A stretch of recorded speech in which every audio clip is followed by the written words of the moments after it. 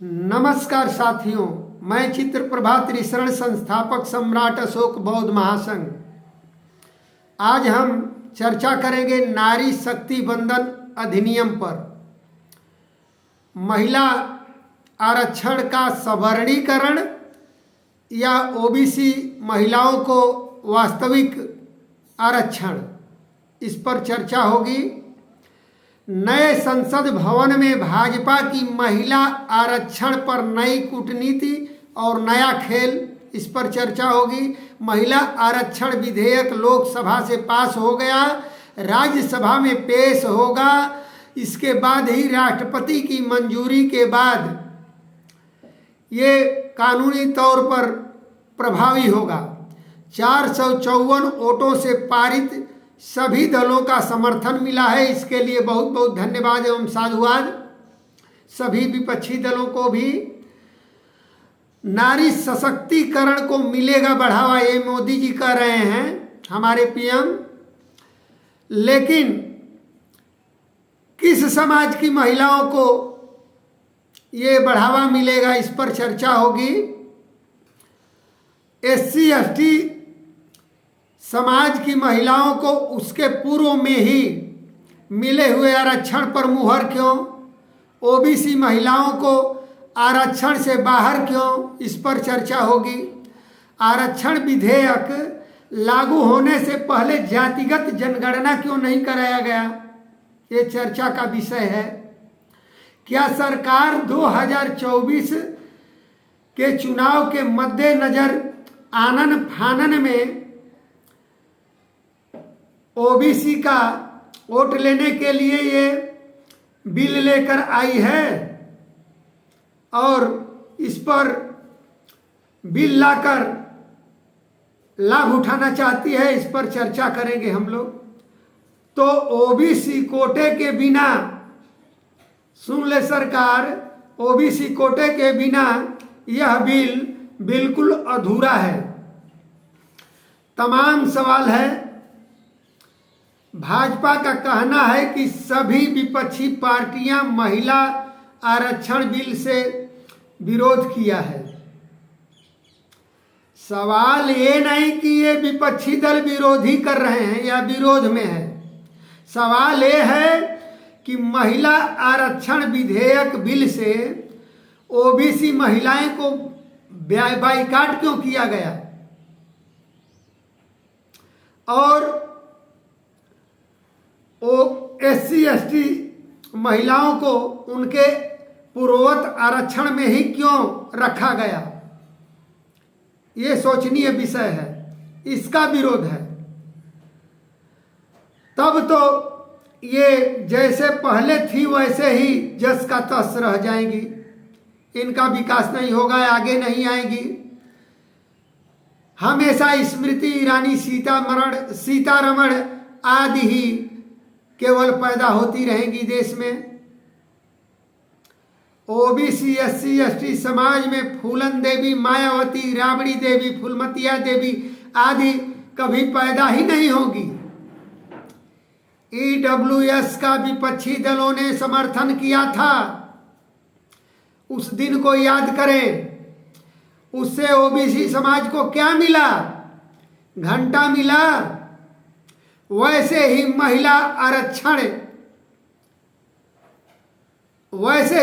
आरक्षण का समर्थन से कुछ मिलने वाला नहीं है।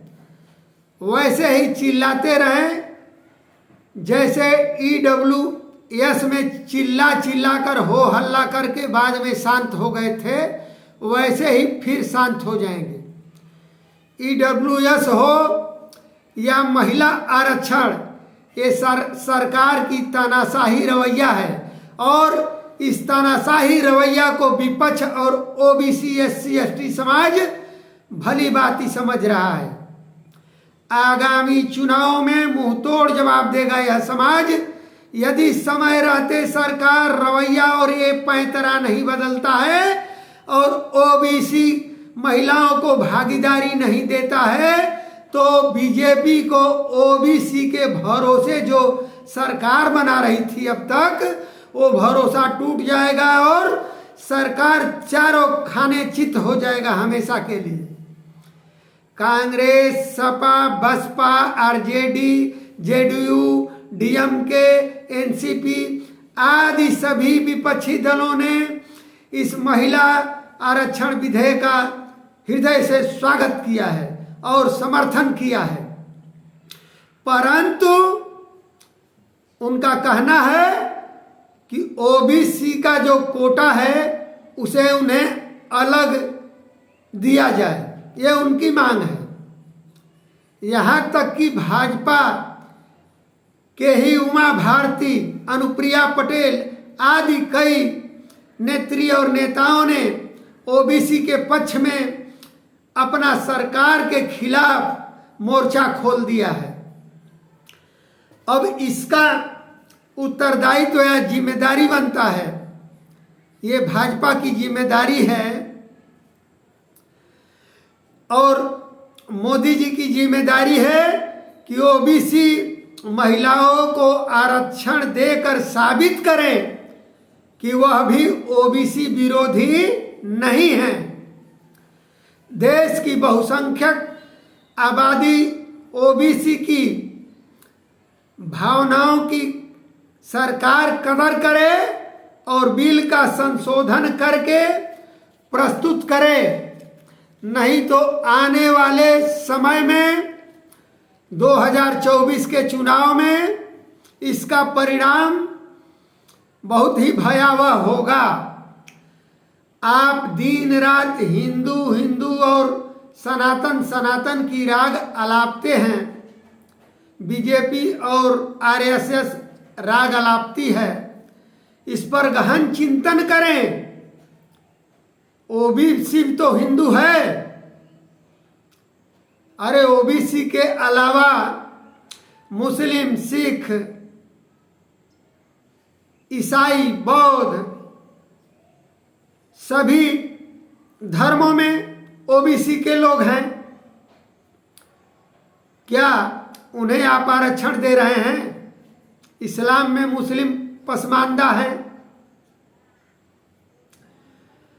हम तो कहना ये चाहेंगे कि ओबीसी महिलाओं को 52% आरक्षण दिया जाए। अब सोचनीय विषय यह है कि जो सरकार जिंदगी भर आरक्षण का विरोध करती आई है, अचानक आरक्षण की समर्थक कैसे हो गई? ये बड़ा चिंतनीय विषय है। एससी एसटी को आपने क्या दिया? उसे तो सीमित में रख दिया। ईडब्ल्यूएस की तरह ही इस महिला आरक्षण में भी आधा से तो अधिक सवर्ण महिलाएं ही सदन में पहुंचेंगी।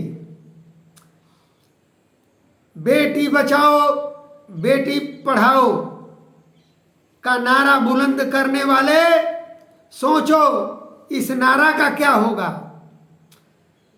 545 सीटों में आधा से अधिक सवर्ण महिलाएं चुनकर जाएंगी, तो इस नारा का क्या होगा? क्या ये नारा सवर्ण महिलाओं के लिए दिया गया है? चिंतनीय विषय है। पूछता है ये भारत, आप जो बिल लेकर आए हैं इससे ओबीसी, एससी, एसटी महिलाओं के लिए सबसे बड़ा धोखा है।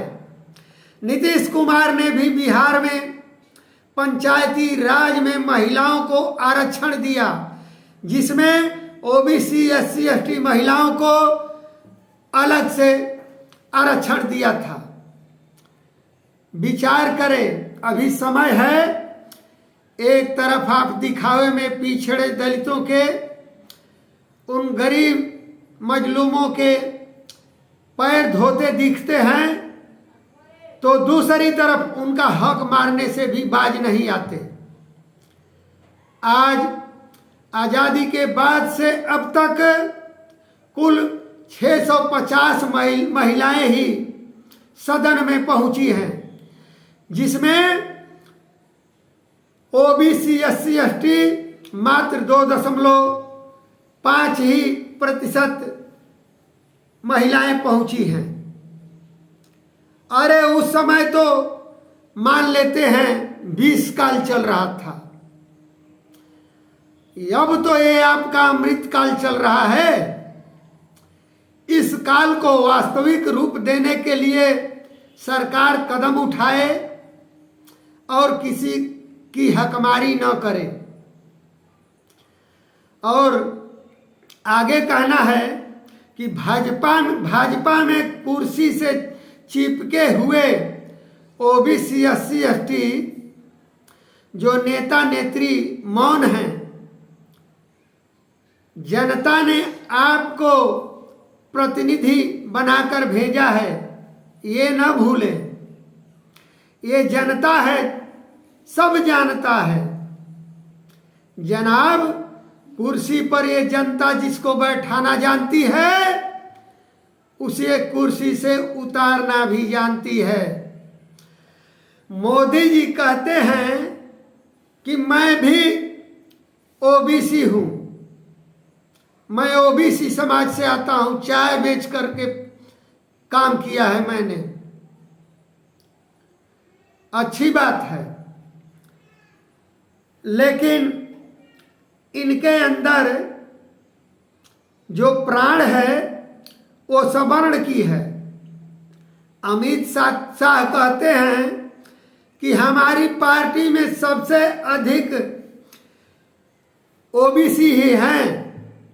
आपने भी सही कहा जनाब, आपने तो इन्हें केवल यानी ओबीसी SC ST को केवल आप तालियां बजाने और मंच सजाने तथा भीड़ लगाने और वोट डलवाकर सरकार बनाने के लिए रखे हैं, और ये बखूबी निभा भी रहे हैं आप। सोनिया गांधी, मायावती, राबड़ी देवी, अनुप्रिया पटेल, उमा भारती समेत सभी विपक्षी दलों ने कहा है कि इनकी संख्या के अनुपात यानी ओबीसी SC ST की जितनी संख्या है उसकी अनुपात में इन्हें आरक्षण दिया जाए,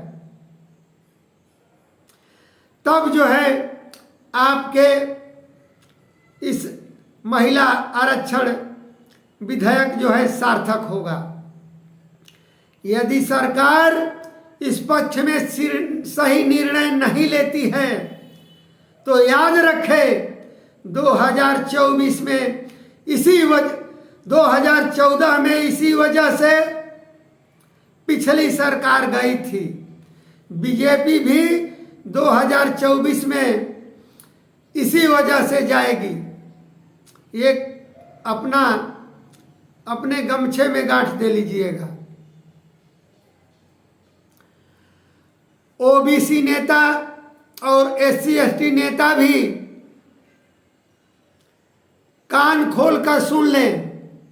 जब इतिहास लिखा जाएगा कि जब भाजपा आरक्षण और संविधान खत्म करने का काम कर रही थी, तब उसी सरकार में रहकर ये गूंगे, बहरे और अंधे बनकर ताली बजा रहे थे और बेंच थपथपा रहे थे।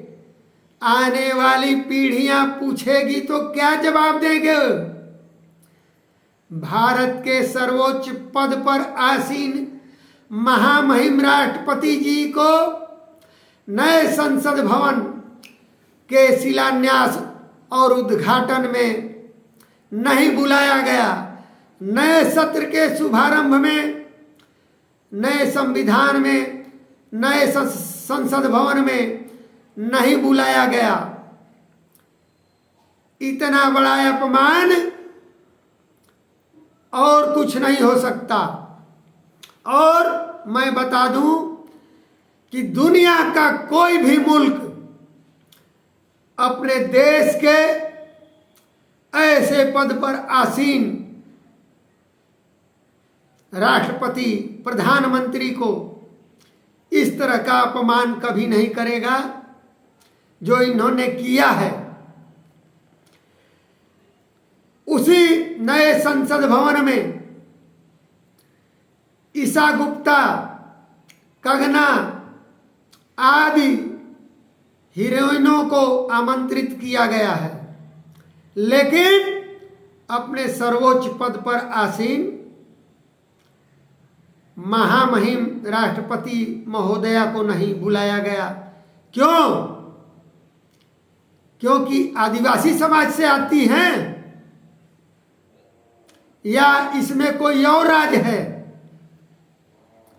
इसे भाजपा ओपन करे, ये भारत पूछ रहा है। क्या यही है हिंदू धर्म और सनातन धर्म की संस्कृति कि अपने देश के उच्चासन पर बैठे राष्ट्रपति को ऐसे शुभ मुहूर्त में न बुलाया जाए? यह नहीं चलने वाला है और इस अपमान का बदला समाज जरूर लेगा। मैं कहना चाहता हूं कि सरकार समय रहते हुए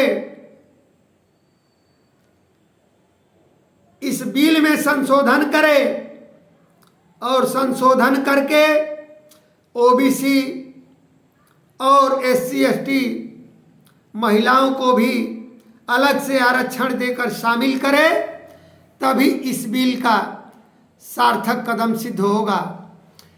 इन्हीं शब्दों के साथ सत्यमेव जयते। साधु साधु साधु।